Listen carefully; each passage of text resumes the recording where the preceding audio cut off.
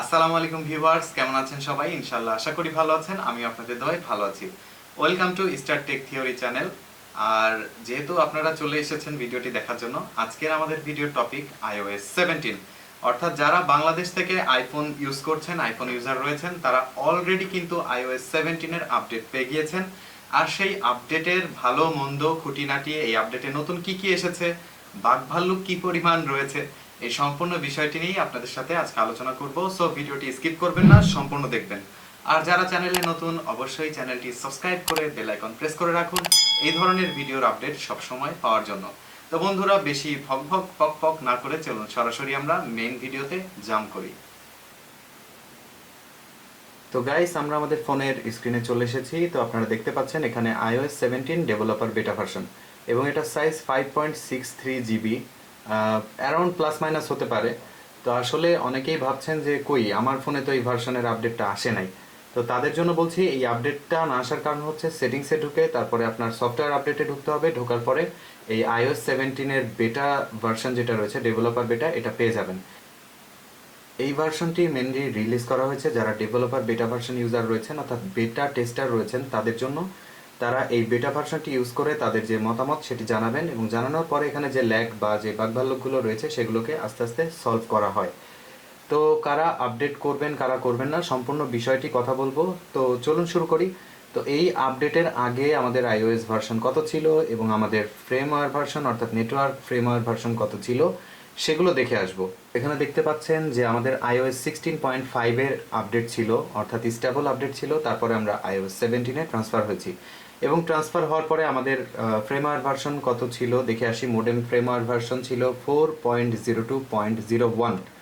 তো চলুন আপডেট করার পরের ভার্সন দেখে আসি যে ফ্রেমওয়্যার ভার্সনে কোনো আপডেট এসেছে কিনা। তো বন্ধুরা, এখানে দেখতে পাচ্ছেন আপডেট করার পরে আমাদের কিন্তু iOS 17.0 চলে এসেছে, এবং এখানে কিন্তু সিরিয়াল নাম্বারও চেঞ্জ হয়েছে, অর্থাৎ 21A5248V। তো এবার দেখব, চলেন যে ফ্রেমওয়্যার ভার্সনে কোনো আপডেট এসেছে কিনা, মোডেম ফ্রেমওয়্যার ভার্সন। তো আমরা একটু নিচের দিকে আসলে কিন্তু এখানে মোডেম ফ্রেমওয়্যার ভার্সনটাকে পেয়ে যাব। এই যে এখানে দেখতে পাচ্ছেন মোডেম ফ্রেমওয়্যার ভার্সন রয়েছে 4.50.01।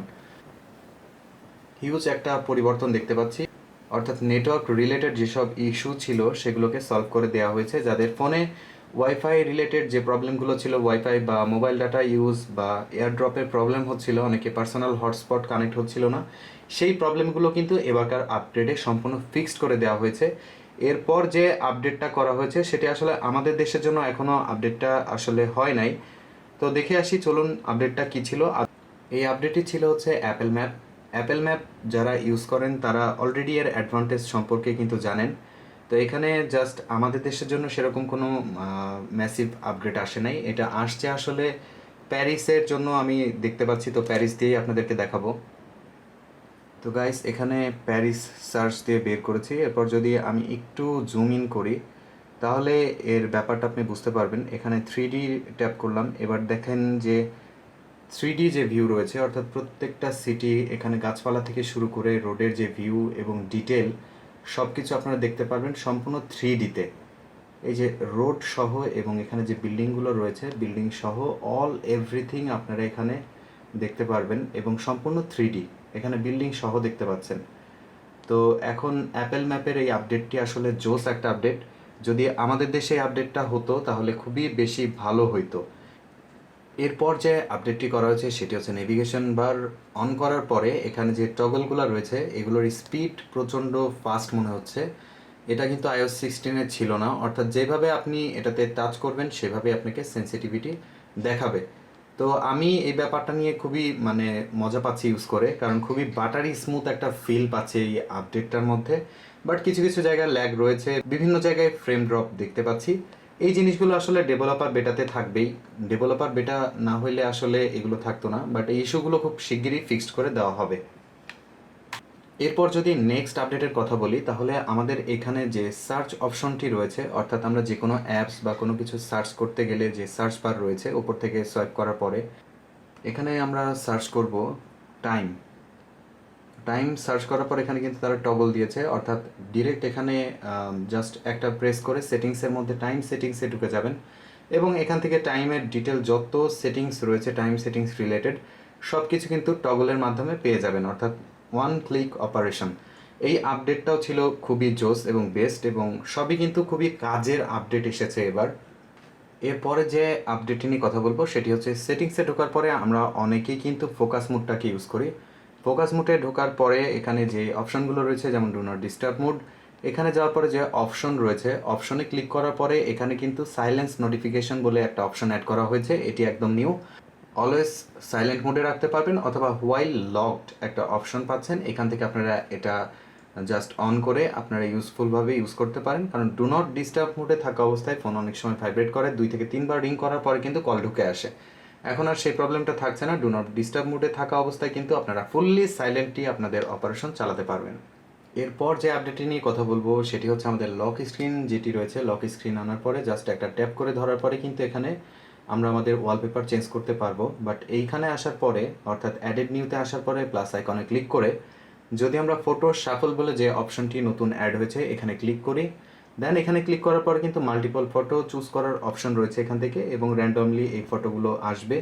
এবং এর মধ্যে থেকে কিন্তু আমরা ইচ্ছা করলে আমাদের যে ডিসপ্লের অপশন রয়েছে সেই ডিসপ্লের অপশন বা আমাদের যে টাইম রয়েছে অর্থাৎ লক স্ক্রিনে যে টাইম দেখা যায় এটাকে ছোট বড় করা, থিকনেস ঠিকঠাক করা, সব কিছুর এখান থেকে আমরা অপশন পাচ্ছি। তো দ্যাটস ওয়াই এটা খুবই ভালো একটা ফিচার। আমার কাছে মনে হয়েছে যে খুবই ইজি করে দেওয়া হচ্ছে iOS ভার্সনগুলো দিনে দিনে, যাতে আমাদের প্যারা খাইতে না হয়, খুবই ইজি অপারেশনাল ওয়ার্কগুলো চলে, এবং আস্তে আস্তে কিন্তু আমাদের এই iOS ভার্সনের মতন অ্যান্ড্রয়েড ভার্সনগুলোকেও খুব ইজি করে দেওয়া হচ্ছে সবার জন্য। এরপর যে আপডেটটি আনা হয়েছে সেটি হচ্ছে উইজেটস অপশনে, অর্থাৎ আইফোনে কিন্তু অনেকে আমরা এই ধরনের উইজেটসগুলোকে ইউজ করি। তো এই উইজেটসগুলো আনার জন্য জাস্ট ডিসপ্লেতে ট্যাপ করে ধরে রাখার পরে এখানে লেখা রয়েছে এডিট হোম স্ক্রিন, এখানে প্রেস করার পরে উপরে যে প্লাস আইকনে ক্লিক করলে কিন্তু এখানে আমরা আমাদের যে উইজেটস রয়েছে সেগুলো পেয়ে যাব। আর এই উইজেটসগুলোর মধ্যে কিন্তু চেঞ্জ আনা হয়েছে এদের সাইজে, এবং যে শর্টকাটসগুলো রয়েছে শর্টকাটসের মধ্যে আপডেটগুলো আনা হয়েছে।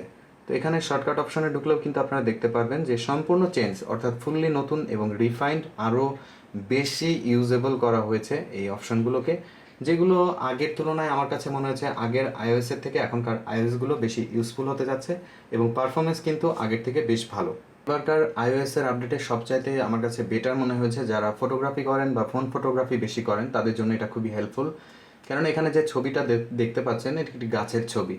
তো এখন এআই দিয়ে এদের এমনভাবে আপগ্রেড করা হয়েছে অর্থাৎ কোনো ডগ, ক্যাট এটসেট্রা প্রত্যেকটা প্রাণীকে রেকগনাইজ করার ক্ষমতা রয়েছে, এবং প্লান্টগুলোকেও এবং ফ্লাওয়ারগুলোকেও চিনতে পারে। এরপর যদি আমি উপরের দিকে সোয়াইপ করি তাহলে নিচে থেকে ডিটেলস দেখতে পারবেন, এবং এখানে কিন্তু প্লান্ট লেখা রয়েছে। তো এই আপডেটটা আগে ছিল না, এখন কিন্তু এই আপডেটটা করা হয়েছে, তো আপনারা চাইলে এই আপডেটের অ্যাডভান্টেজগুলো নিতে পারেন। এরপর যে জিনিসটা নিয়ে কথা বলবো সেটি হচ্ছে ভয়েস টাইপিং। তো এখানে ভয়েস টাইপিংয়েও কিন্তু অনেক আপডেট আনা হয়েছে, জাস্ট যে কোনো মেসেজ টাইপ করার টাইমে ভয়েস টাইপিং অপশনে ক্লিক করে যে কথাটাই বলবেন সেটি কিন্তু খুব সুন্দরভাবেই টাইপ হয়ে যাবে এবং খুব দ্রুত গতিতে টাইপ হয়, এবং এখানে কিন্তু যে অ্যানিমেশনটা রয়েছে এবং যে আইকন রয়েছে সেটি এখানে শো করবে। দেখতে পাচ্ছেন আমি যেটাই বলছি সেটা খুব দ্রুত ফাস্টলি টাইপ হয়ে যাচ্ছে। আমার কাছে এই আপডেটটা খুবই ইউজফুল মনে হয়েছে। এরপর যদি কথা বলতে হয় তাহলে কথা বলতে হবে ব্যাটারি হেলথ বা ব্যাটারি ইস্যু নিয়ে। এবারকার আপডেটে ব্যাটারি নিয়ে কোনো ঝামেলা হয়েছে কিনা বা ব্যাটারি কোনো ড্রেনিং ইস্যু আছে কিনা। তো আমি এখন পর্যন্ত ব্যাটারি ড্রেনিং ইস্যু দেখতে পাইনি, ডিসেন্ট টাইপ ব্যাটারি পারফরমেন্স ছিল, আর হালকা পাতলা গেমিং করেও দেখেছি চেক করে ব্যাটারির উপরে কোনো ইম্প্যাক্ট পড়ছে না, এবং এবারকার আপডেটেও কিন্তু ব্যাটারি হেলথ ড্রপ নিয়ে কোনো প্রবলেম আমি ফেস করি নাই, ইনশাল্লাহ আশা করি আপনারাও করবেন না। বাট হ্যাঁ, যেহেতু বেটা টেস্টিং ভার্সন ফোনে হালকা ফুলকা হিট এখানে দেখতে পারবেন, হালকা, খুব বেশি না। আর যেহেতু বাইরের ওয়েদার প্রচুর গরম সেহেতু একটু তো ফোন হিট হবেই। আর ইনডোর সিচুয়েশনে আমি কোনো হিটিং, এক্সেসিভ হিটিং দেখতে পাইনি, বাট হ্যাঁ ভিডিও করার সময় লং টাইম একটু ভিডিও করলেই ফোনের এই জায়গাটাতে একটু হিট হচ্ছে, যেটা স্বাভাবিক। গরমকালে গ্রীষ্মের ওয়েদার এখন একটু হিট হবে, তারপরে বেটা ভার্সনে তারপরে আবার যদি ডেভেলপার বেটা ভার্সন হয় সেক্ষেত্রে এখানে হিটিং ইস্যুটা নর্মাল। তো গাইস, এই ছিল মোটামুটি আপডেট যেগুলো নিয়ে কথা বলার দরকার ছিল। এছাড়াও হিউজ ছোটোখাটো আপডেট এসেছে, সেগুলো নিয়ে হয়তো অনেক কথা বলা যায়, বাট ভিডিও আরও লং হয়ে যাবে। এরপরে যে বিষয়টি নিয়ে কথা বলবো সেটা হচ্ছে গেম।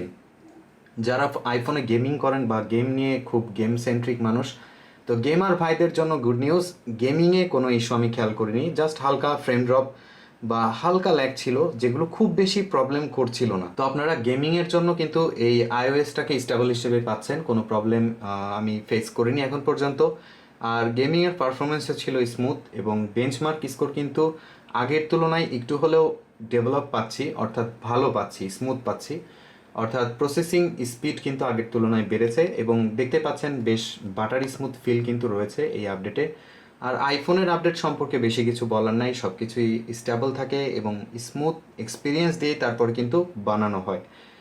তো এবার কনক্লুশনে এসে যদি কথা বলি, কারা আপগ্রেড করবেন কারা আপগ্রেড করবেন না, যাদের ইচ্ছা করছে যে iOS 17-এর টেস্ট করে দেখতে, বা যে 17 আসলে iOS-টা কেমন, পারফরমেন্স কেমন, তারা করে নিতে পারেন। বাট আসলে এই মুহূর্তে না করাটাই উচিত, যেহেতু ডেভেলপার বেটা ভার্সন, পাবলিক বেটা ভার্সন রিলিজ করলে তখন সেটাকে ইনস্টল করে ইউজ করাটা সবচেয়ে বুদ্ধিমানের কাজ হবে। তো আমার যারা ফ্রেন্ডস বা ভিউয়ার্স রয়েছেন যারা ইউজ করতে যাচ্ছেন, ইনস্টল করে নিতে পারেন, খুব বেশি প্রবলেমের সম্মুখীন হতে হবে না। হালকা পাতলা যেটা ডেভেলপার বেটা ভার্সনে থাকে সেগুলো তো রয়েছেই। আর যদি একটু ওয়েট করে পাবলিক বেটা ভার্সনটা ইনস্টল করতে পারেন, তাহলে সেক্ষেত্রে আরও বেশি ভালো হয়, আপনাদের জন্য বেশি বেটার হয়। তো যখন পাবলিক বেটা ভার্সন রিলিজ করা হবে তখন ডিটেল ভিডিও নিয়ে চলে আসবো। আপাতত এতটুকুই আইডিয়া দিলাম। আর তো দেখা হচ্ছে, চলুন আরও কিছু কথা বলি গেমিং পারফরমেন্স নিয়ে, বা এটসেট্রা ছোটোখাটো যে খুঁটিনাটি বিষয় রয়েছে সেগুলো নিয়ে হালকা পাতলা আলোচনা করি। তো বন্ধুরা, আমি আমার মতন করে এই আপডেটের ডিটেল আপনাদেরকে জানানোর চেষ্টা করেছি, এবং এই আপডেট সম্পর্কে আপনাদেরকে বলে দিয়েছি। আর প্রচুর গরম, আর আমার রুমে এসি নাই, তার কারণে প্রচুর ঘামছি, সরি ফর দ্যাট। আর এই হচ্ছে আমার আইফোন, আমি এটাতে কিন্তু আপডেট করেছি এবং সব ধরনের টেস্টিং করার পরেই আপনাদেরকে যে রেজাল্টগুলো দিলাম সেগুলো দিয়েছি। তো ওভারঅল গেমিং যে পারফরমেন্স রয়েছে সেটা নিয়ে যদি কথা বলতে হয়, গেমিং পারফরমেন্সে আমি পারফরমেন্স আগের থেকে একটু ভালো পেয়েছি। টুকটাক ফ্রেম ড্রপ ছিল, কারণ এখনও এই সফটওয়্যারটি যেটা ডেভেলপার বেটা ভার্সন আমি অলরেডি ইউজ করছি, এই ডেভেলপার বেটা ভার্সনে কিন্তু এতটা অপটিমাইজেশন থাকে না। এটা ডেভেলপাররা ইউজ করে তারপর তাদের মতন করে কাস্টমাইজেশন করে, বা তাদের মতন মতামত তারা দেয়। এই মতামতের ভিত্তিতে বাগগুলো বা ইস্যুগুলোকে ফিক্সড করা হয়। তো বন্ধুরা, আশা করি যারা এখনো আপডেট করেন নাই, এত আগেই আপডেট করার কিছু নাই, আর একটু ওয়েট করে তারপর আপডেট করেন, কারণ এখনো স্টেবল ভার্সন এটা না, বিভিন্ন ধরনের প্রবলেম ফেস করতে হচ্ছে অনেকের। তবে হ্যাঁ, ব্যাটারি ড্রেনিং ইস্যু বা কোনো হিটিং ইস্যু আমি ফিল করিনি, বাট টুকটাক ল্যাগ ছিল এবং টুকটাক ফ্রেম ড্রপ ছিল। Normal day to day life ইউজে আপনি হয়তো বুঝতে পারবেন না, বাট কিছু কিছু ক্ষেত্রে আপনি বুঝতে পারবেন। যেমন ক্যামেরা অন করে রাখলে কিন্তু একটা হিটিং ইস্যু ফিল করলাম ক্যামেরার এই পেছন সাইডে, অর্থাৎ ফোনের এই পাশটাতে, উপরের সাইডে যেখানে মেইন মাদারবোর্ডটা থাকে, সেই জায়গাটাতে একটু হিটিং ইস্যু আমি লক্ষ্য করেছি। তাছাড়া ওভারঅল মোটামুটি সবই ঠিক আছে। ওই যে বললাম, হালকা পাতলা বাগ ভাল্লুক তো থাকবেই, যেহেতু ডেভেলপার বেটা ভার্সন। আর পাবলিক বেটা যেটা রয়েছে, অলরেডি 16-এর কয়েকটা ভার্সন কিন্তু রিলিজ করে দিয়েছে তারা, সেগুলো ইনস্টল করতে পারেন নির্দ্বিধায়। বাট আমার মতে ওয়েট করে স্টেবল ভার্সনটা আপডেট করা সবচেয়ে বুদ্ধিমানের কাজ। আর এই আপডেটে কোনো ডিসপ্লে গ্রিন ইস্যু বা কোনো কিছু দেখা যায় নাই, বা আমি এখন পর্যন্ত কারো কাছ থেকে শুনিনি। এই আপডেটটা আসার পরে আমি লাস্ট 4 দিন যাবত ইউজ করছি, 4 ডেজ, তো কোনো রকম প্রবলেম ফেস করিনি। আর যেহেতু অ্যাপেল ইভেন্ট লঞ্চ হয়ে গিয়েছে, সেটা নিয়েও ভিডিও আসবে ইনশাল্লাহ, সাথে থাকুন। আর এই ধরনের নতুন নতুন iOS এর আপডেট ভিডিও পেতে এবং iOS এর আপডেট সম্পর্কে ডিটেল জানতে আমার চ্যানেলে চোখ রাখুন, সবসময় আপডেট পাবেন ইনশাল্লাহ। আর যেহেতু এটা আমাদের নতুন ফ্যামিলি, সেহেতু অবশ্যই চ্যানেলটি সাবস্ক্রাইব করতে ভুলবেন না। আর আপনাদের যে জরুরি যে ব্যাপারটা আপনাদের সাথে কথা বলার ছিল, সেটি হচ্ছে আপনাদের মতামত। আপনাদের মতামতটা আমার কাছে খুবই ইম্পর্টেন্ট। আমার ভিডিও কেমন লাগছে, আর কি কি নতুন সংযোজন করলে ভালো হয়, সবকিছু কমেন্ট সেকশনে কমেন্ট করে জানান। আমি প্রত্যেকের কমেন্ট পড়ি এবং রিপ্লাই করি। তো iOS আপডেট করেছেন কিনা অবশ্যই কমেন্ট সেকশনে কমেন্ট করে জানাবেন। যদি আপডেট করার ফলে কোনো প্রবলেম হচ্ছে কিনা, প্রবলেম হলে তার সলিউশন দেওয়ার চেষ্টা করব। তো comment section is the main point, সেখানে আপনারা জানালেই আনসার পেয়ে যাবেন। তো বন্ধুরা, দেখা হচ্ছে আমার আগামী কোনো ভিডিওতে। সেই পর্যন্ত সবাই সুস্থ থাকুন, ভালো থাকুন। আর আমার আগামী ভিডিও দেখার আমন্ত্রণ জানিয়ে আজকে এখানেই শেষ করছি। আল্লাহ হাফেজ।